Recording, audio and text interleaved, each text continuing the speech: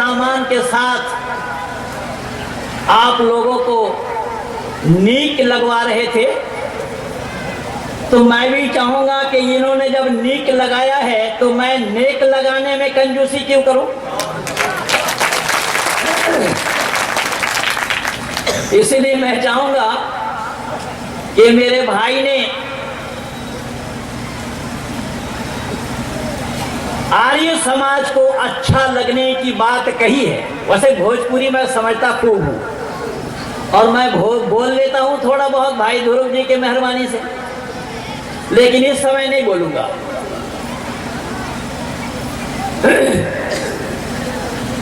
कि सही अर्थों में आर्य समाज ही क्यों भला है, क्यों अच्छा लगा। आइए मैं भाई सत्यार्थी जी को धन्यवाद देता हूं कि वो हमारे लिए शीर्षक दे गए।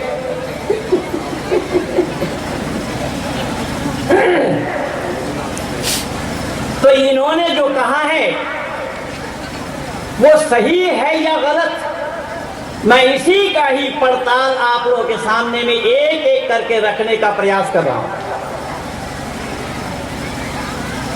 और इसमें मेरे दिए हुए प्रमाणों में, जैसा कि आप सभी लोग जानते हैं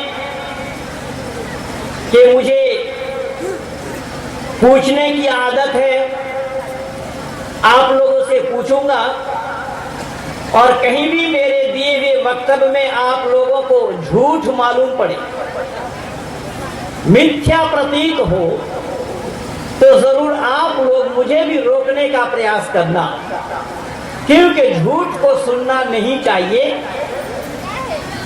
झूठ सुनने वाला पापी कहलाता है। झूठ कहने वाला तो पापी कहलाएगा ही, झूठ सुनने वाला भी पापी है। इसलिए आप लोग अपने को पापी न बनाइए कि यूं विश्व के आंगन में हम जहां कहीं भी कदम रखते हैं, जहां कहीं भी नजर दौड़ाते हैं, जहां कहीं भी पहुंचते हैं, जहां कहीं भी चले जाते हैं, तो सब जगह हमें पढ़ने को, देखने को और सुनने को यही मिलता है। सब लोग मिलकर के ये कह रहे हैं कि योजना बनाई जा रही है।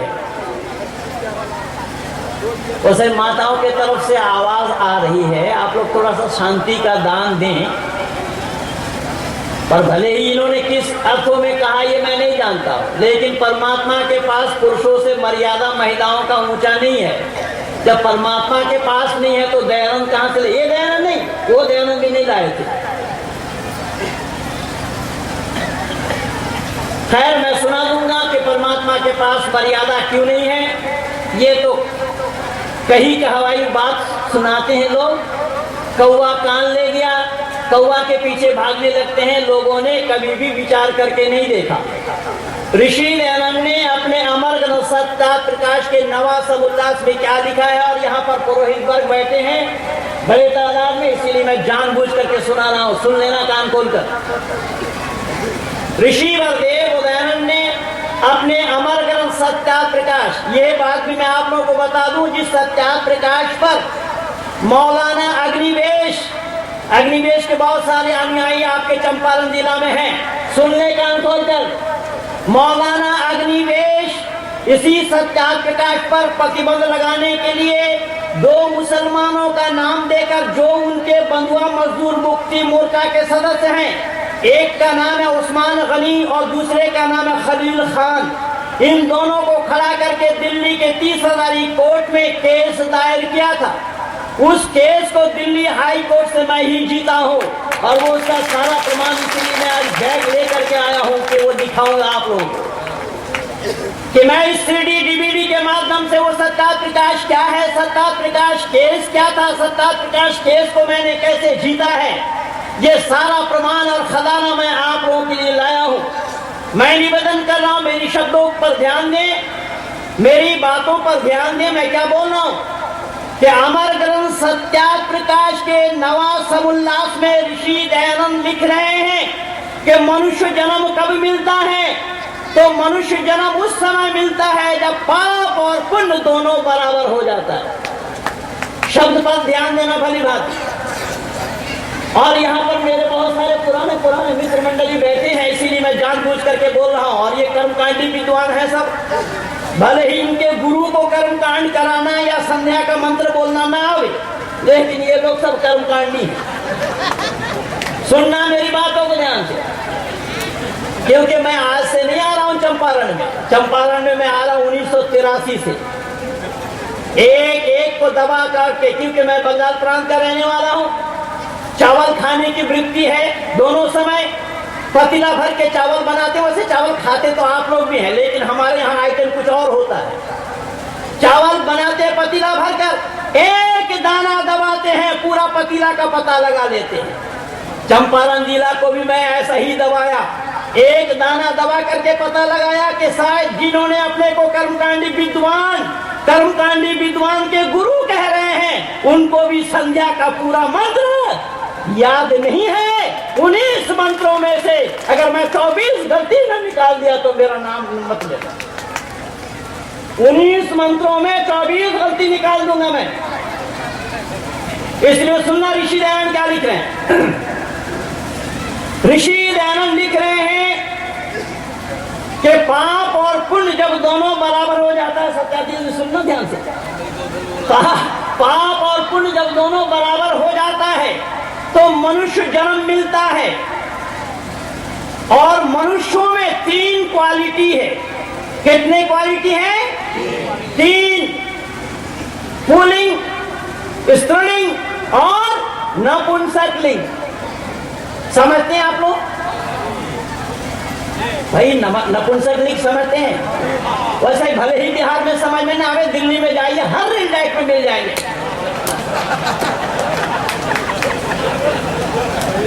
और ये योगाचार्य लोग कह रहे हैं कि ताली बजाओ योगा होगा। अगर ताली बजाने से योगा होता तो हम हर हिजड़े ही योगा कर रहे होते।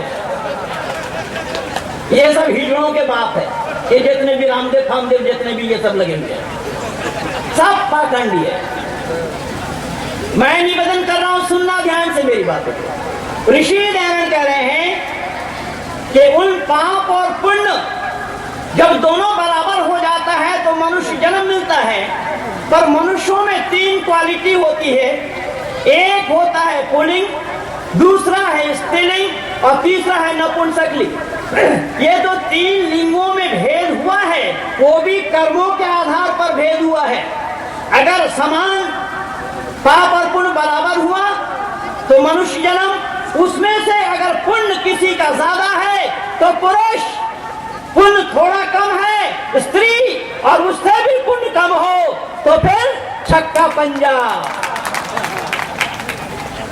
अब देखना जरा, जब यहाँ पाप और पुण्य के आधार पर स्त्री जन्म मिल रहा है, पुरुष जन्म मिल रहा है, फिर हम ये कैसे कह जाएं? देखा और सुना, पुरुषों से महिलाओं का मर्यादा ऊंचा नहीं, परमात्मा के पास मर्यादा ऊंचा नहीं है। देखना, मैं दे रहा हूं प्रमाण। वैदिक मान्यता है अवश्यमेव वक्तव्यम कृतम कर्म शुभाशुभम। क्या आप लोग इससे सहमत हैं या दिमाग जरा जल्दी बोलना कि अवश्य ही भोगना है किए हुए कर्मों का फल, शुभ हो और अशुभ हो। अर्थात शुभ अशुभ कर्मों के फल को भोगने के लिए ही जीवात्मा को बारंबार धरती में आना पड़ा। तो जब शुभ अशुभ कर्मों के फल भोगने के लिए जीवात्मा आया तो माताएं जब गर्भावस्था में होती हैं, माताओं को तकलीफ होती है या पिताओं को? जरा जल्दी बोलो, तकलीफ क्यों हो रही है इनको? मैं नहीं कह रहा, इनका कर्म कह रहा। इनके कर्म के आधार पर इनको तकलीफ हो रही है। वो कर्म पुरुष का नहीं है, इसीलिए पुरुष उन कर्मों से अलग है, उन दुख से दूर है। और अवश्य में भोक्तव्यम कृतम कर्म शुभाशुभम को अगर आप मानते हैं तो कर्म किसका बढ़िया हुआ, पुरुष का या स्त्री का? दूसरा प्रमाण कि अगर कर्म में कमी न हुई होती तो माताएं जब संतान जन्मती हैं, ये दुख और दर्द, ये तकलीफ और मुसीबत माताओं को पता है अगर पिता वर्गों को ऐसा तकलीफ हो तो ये मर जाएंगे, इनका जीना संभव ही नहीं होगा। इसीलिए मैं निवेदन कर रहा हूं, ये जो तकलीफ इनको भुगतना पड़ा कर्म के आधार पर ही तो भुगत रहे हैं। जन्मने के बाद जब बच्चा मां के गोद में पल रहा होता है, वो बच्चा टट्टी पेशाब में मां को पूरा सड़ा देता है या नहीं? बंदो जरा जल्दी बोलना, आप लोग नहीं बोल पाओगे, ये विभाग माताओं का है। क्या उसमें ये दुख मानती है? अगर पिता के शरीर में एक बार बच्चा पेशाब कर दे, देखिए फिर पिता का तमाशा, फौरन फेंक दे लेगा इसको। तो ये तकलीफ पिता को सहन करना नहीं पड़ रहा है, मां को। लेकिन मां की मर्यादा अलग है, पिता की मर्यादा अलग है। माता को केवल इतना बताया गया है कि माता निर्माता भवति, मां निर्माण करती है, पिताओं के द्वारा निर्माण का होना संभव नहीं है। लेकिन कर्म दोनों का एक नहीं है। तो जब कर्म दोनों का एक न होने के कारण परमात्मा ने जब दोनों का कर्म के आधार पर अलग अलग व्यवस्था दिया है या अलग अलग लिंग दिया है, तो दयानंद को क्या मजाल है कि वो एक दूसरे से बड़ा बता दे, ऊंचा बता दे? संभव ही नहीं है। मैं तीसरा प्रमाण और दे रहा हूं, और ये मैं जानबूझ करके दे रहा हूं। हमारे बड़े पुराने साथी जो पुरोहित वर्ग बैठे हैं, इसीलिए मैं दे रहा हूं कि इन लोगों के दिल और दिमाग में भी बात जम जाना चाहिए। ये सब कर्मकांडी विद्वान है, उसमें हमारे मुनि जी भी हैं। मैंने निवेदन किया, देखना जरा फिर ध्यान से, मैंने निवेदन किया कि सच्चाई को किस तरीके से जाना जाए।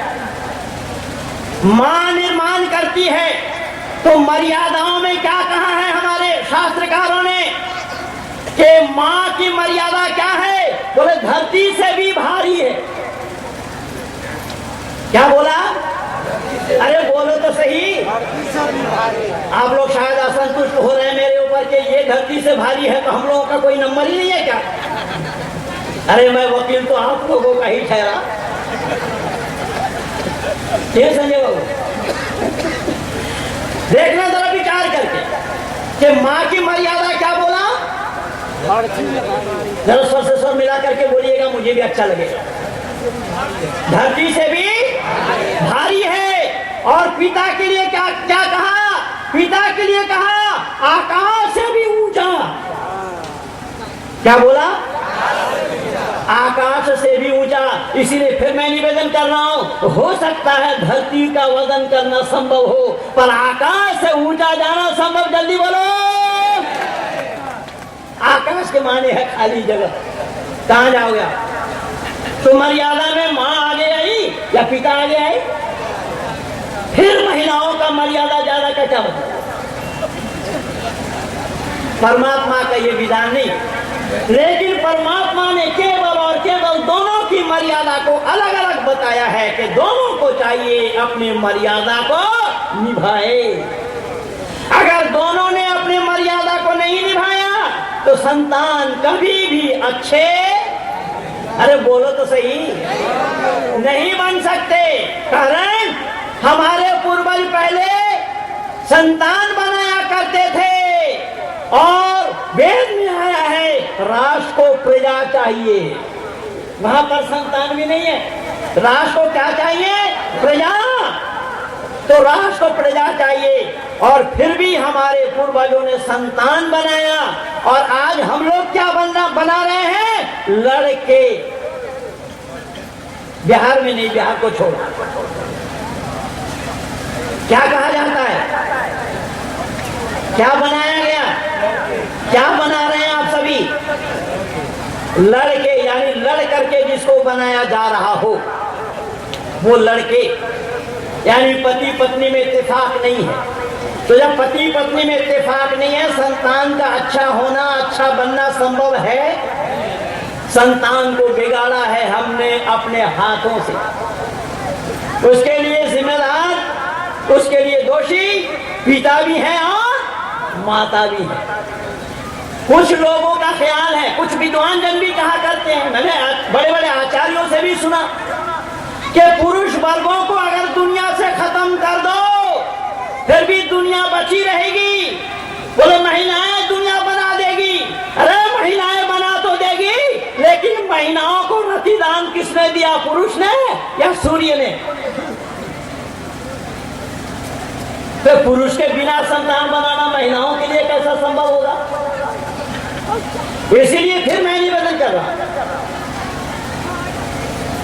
आंकने में कमी मत करना। सबकी जिम्मेदारी अलग अलग है, पुरुषों की जिम्मेदारी अलग है और महिलाओं की भी जिम्मेदारी अलग है। लेकिन ये इन बातों का पता आपको कहां लग सकता है? केवल और केवल आर्य समाज में, दूसरा कोई समाज नहीं, दूसरा कोई संगठन नहीं जहां पर इन बातों को खोल खोल करके आपको बताने के लिए कोई आ सके, क्योंकि उन्हें ही मालूम नहीं है वो बताएंगे ही क्या। इसीलिए आर्य समाज नीच इसलिए लगता है। समझ में आई बात को?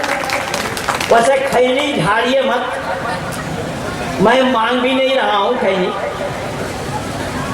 ताली बजाना नहीं आता आप लोगों को, बखूबी मुझे मालूम है। मैं भी 29 वर्षों से घूम रहा हूं इसी आर्य समाज के मंच पर। आर्य समाजों की ताली जब मन से बाहर जाएंगे ताली भी छूट जाएगा। मैं ताली बजाने का शौकीन भी नहीं हूं और लोग ताली भी ऐसे बजाते हैं शायद बंदर भी फेल होगा उसके साथ। तो ऐसा नहीं, मैं थोड़ा सा शेर शायरी का शौक रखता हूं। एक बार मैं सिलचर डिस्ट्रिक्ट में आसाम में बोल रहा था तो लोग तालियों की गड़गड़ाहट 5 मिनट तक ताली बजाते रहे। जब मेरा कार्यक्रम खत्म हुआ तो मैं पीछे से उतर करके एक से पूछा कि मैंने जो अंतिम शेर सुनाया उसका अर्थ क्या था? बोले पता नहीं। मैंने कहा आप ताली बजा रहे थे? बोला अरे मैं कहीं क्यों बजाता, सब लोग बजा रहे थे, मैं भी बजा रहा था। क्यों? हिंदू जो ठहरे,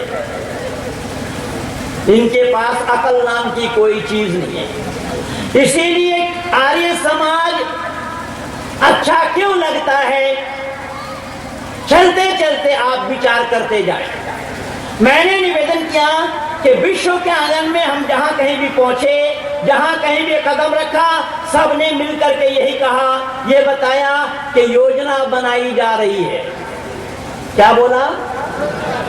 योजना बनाई जा रही है। मैंने उन योजना बनाने वालों से भी पूछा कि भाई आखिर आप लोग ये तो बताइए कि कौन सी चीज बनाने की योजना है।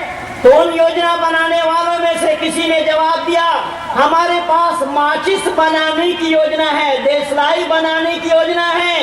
उससे मैंने पूछा कि देशलाई बनाने की योजना आपने क्यों अपने मन में ठानी? बोले भाई यही तो कमाल है, तुम जिंदगी भर जोड़ो, एक माचिस की तिल्ली से ही मैं उसको स्वाहा कर दूंगा। क्या बोला? जिंदगी भर आप जोड़ेंगे, उसको बर्बाद करने के लिए एक माचिस की तिल्ली पर्याप्त है या नहीं? बंदो जरा जल्दी बोलना। तो माचिस बनाने वाले ने बोला कि मैं इस योजना को इसीलिए अपने दिल और दिमाग में बताया हूं या जमाया हूं, बनाने लगा हूं कि जिंदगी भर की कमाई को मैं एक तिल्ली से ही बर्बाद कर सकता हूं। मैंने और योजना बनाने वालों से पूछा कि साहब आपने स्टीम इंजन क्यों बनाई? तो स्टीम इंजन बनाने वाले ने बोला कि दुनिया के लोगों से एक स्थान से और स्थान तक पहुंचाने के लिए मैंने स्टीम इंजन बनाने की योजना रखी अपने दिल और दिमाग में। मैंने ऐसे ही योजना बनाने वालों से फिर पूछा, मैंने पूछा कि मेरे भाई आपने हुक्का किस लिए बनाई? क्या हुक्का है आपके यहाँ पर रिवाज? पर हरियाणा में है नहीं था पीने के लिए। तो हुक्का बनाने वाले ने बोला अरे देखो स्टीम इंजन बनाने की जो योजना है वही योजना मेरे पास भी है, लेकिन उस योजना वाले ने एक जगह से दूसरे जगह भेज दिया, लेकिन मेरी योजना को मैंने इसलिए दिल और दिमाग में रखा कि कलेजा मिनटों में फूंक देंगे। क्या करेंगे? अरे बोलो तो सही, ये आनंद हर जगह मिलेगा नहीं, कहीं आप यूं समझ रहे हो कि दयानंद से भी मिल जाए, ना ना, कोई मतलब ही नहीं है, ये से मिलना संभव है। इसलिए बंधु मेरे शब्दों पर ध्यान देना।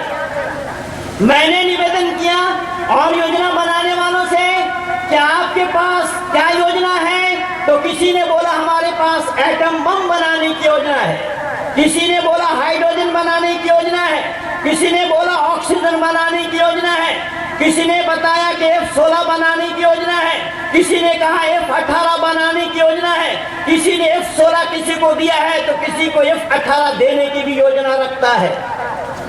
आज एक जगह से बैठे बैठे दूसरे मुल्क को किस तरीके से तबाह किया जा सकता है, उसी योजना में सब लोग लगे हुए हैं। अभी अभी आप लोगों ने देखा होगा कि अमेरिका के व्हाइट हाउस में बैठे बैठे ओसामा बिन लादेन को मारते हुए देखा गया था या नहीं?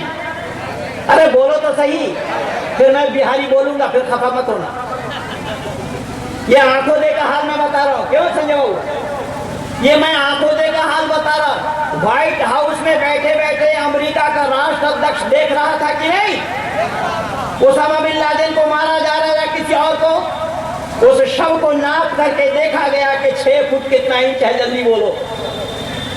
कहने का तात्पर्य मेरा यह है कि एक मुल्क में बैठे बैठे दूसरे मुल्क को बर्बाद करने की योजना लोगों के पास है। मैं आप लोगों से ये निवेदन कर रहा हूं बंधुओं, उन लोगों से भी पूछा था कि भैया आप सब लोग मिलकर के जो योजना बना रहे हैं, आखिर ये योजना किन के लिए बनाई जा रही है? मैं अगर आप लोगों से ये पूछूं, क्या जवाब देना चाहेंगे आप सभी लोग? ये सब मिल करके जो योजना बना रहे हैं, वो योजना किन के लिए बनाई गई?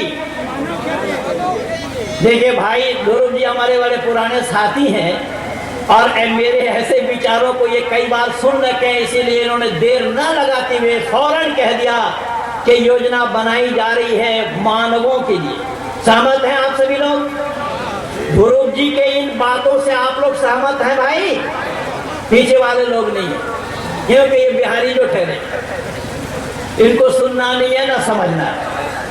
मैंने निवेदन किया कि कुछ लोगों ने हिम्मत जुटाई है कि हाँ सहमत है, मानव के लिए ये सभी योजनाएं हैं, लेकिन बंधु फिर मैं पूछना चाहता हूँ, अगर मानव के लिए ये योजना बनाई गई तो मानव बनाने की भी योजना है किसी के पास? कोई माई का लाल बता दे, आर्य समाज को छोड़कर, आर्य समाज को छोड़कर मानव बनाने की योजना किसी माई के लाल के पास नहीं है। मैं दावा के साथ कह रहा हूँ, ये योजना केवल और केवल आर्य समाज के पास है। इसीलिए आर्य समाज के संस्थापक ऋषिवर देव दयानंद ने वेद से ढूंढ करके दिया है, दुनिया के लोगों मनुर्भवो, मानव बनो। क्या बोला? मानव बनो। बोले क्यों? बोले अगर तुम मानव बनोगे तभी इन योजनाओं को आचरण में लाना, व्यवहार में लाना, इस्तेमाल में लाना संभव होगा। लेकिन आखिर अगर तुम मानव नहीं बनते हो तो योजना भले ही बना लो, वो धरा के धरा रह जाएगा। आप कहेंगे कैसा? तो मैं इसका प्रमाण दे रहा हूं, देखना जरा। उदाहरण के रूप में जो आपके गेस्ट लोग आए हुए हैं, सबके लिए भोजन बनाई जा रही है, तरह तरह के भोजन।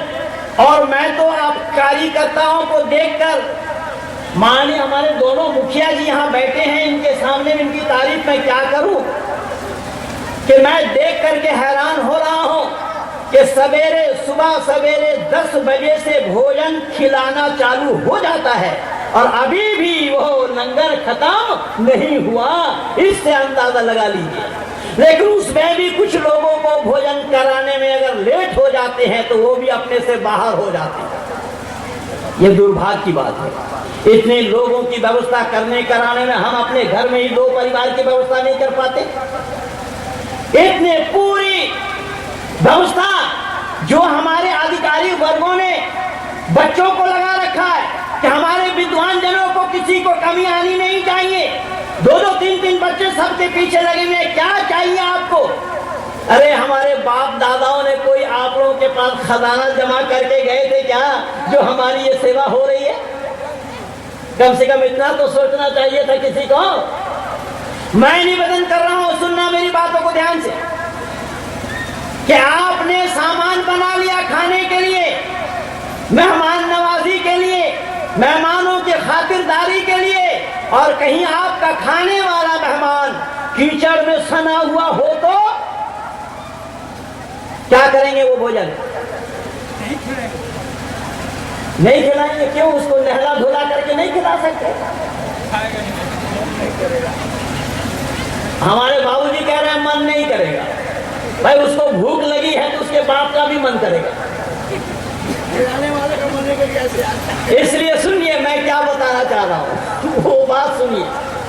मेरा कहने का मकसद सुनिए क्या है कि अगर खाने वाला मेहमान कीचड़ में सना हुआ हो, उसको नहला धोला करके आप भोजन कराएंगे, और कहीं खाने वाले मेहमान के पास हाथ ना हो तो आप कहेंगे हम अपने हाथ से उसको खिलाएंगे, और कहीं खाने वाले मेहमान खून से लथपथ हो तो आप कहेंगे हम हॉस्पिटल ले जाएंगे, मरहम पट्टी कराएंगे, उसको साफ सफाई करेंगे, फिर उसको भोजन कराएंगे।